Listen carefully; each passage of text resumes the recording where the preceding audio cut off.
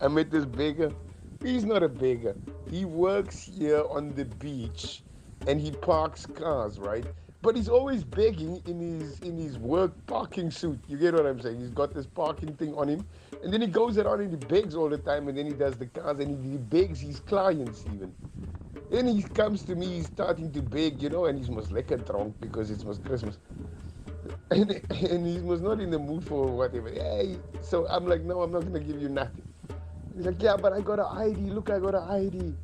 And I'm like, yeah, then you can vote. Yeah, but who should I vote for? I'm suffering. Why should I vote? I'm like, no, it's not because you suffer that, you know. It's not because of the system that you suffer. It's because you don't participate that you suffer. It's because you don't vote.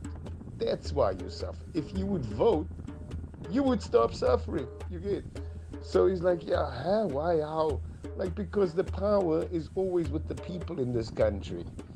So when the people participate, when they actually choose a party to be in power, that means the power belongs still to the people. So if the parties in parliament can't make a decision or are too stupid to make any decisions, the power comes back to the people. You understand? So let's say everybody votes and we are all so different, because I told him just choose any party, it wouldn't even matter. You understand? Just choose any party and encourage everybody to choose any party except for obviously the big ones.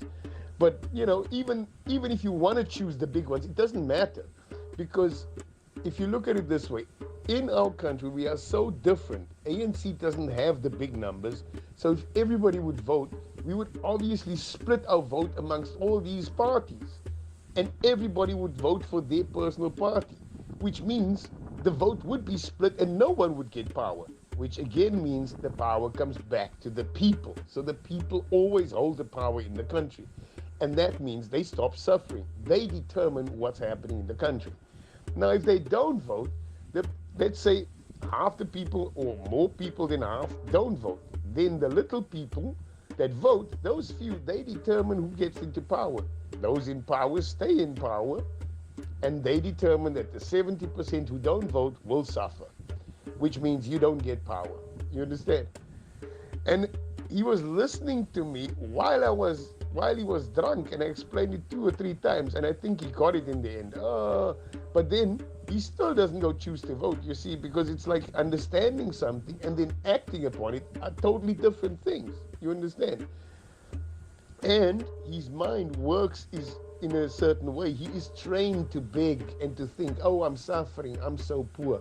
So next day he'll wake up and he'll think the same thing. You'll probably think I was talking nonsense, you get? But I met him again, and he was there every day on that beach. So I talk to him whenever I see him. I tell him, listen, where do you want something from me? Show me your registration to vote, because he's always begging. So I'm like, I'll give you something once you show me how you registered to vote, But yeah, it's exactly that. It's the perspective. They think the system is oppressing them. Meanwhile, nobody is participating in the system. That is why they feel oppressed, because nobody is voting. If they would change the way they look at it, oh, let me participate, choose a party, choose any party, doesn't matter, just make a choice. Every 1 year, every 2 years, every 3 years, every 5 years, you anyway get to choose a different party. In our country, most likely what's going to happen is if everybody votes, then we get to vote every year, because every year there will be no decisions. They'll have to make the decisions asking the people. You get what I'm saying? So every year, each party will have like 25%, let's say max, which means they can't make a decision. When they have to make decisions, you know who they have to ask in South Africa? It's not like in other countries. They can't just dissolve parliament.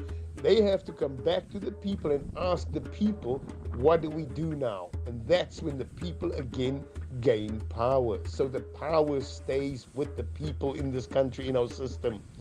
There is no South African system oppressing anybody. The people choose to be suffering, poor, sick, unhealthy, uneducated. They choose that. They like it like that because they want someone to blame for their suffering, because they don't want to work, they don't want to make their own decisions, they don't want to have responsibility.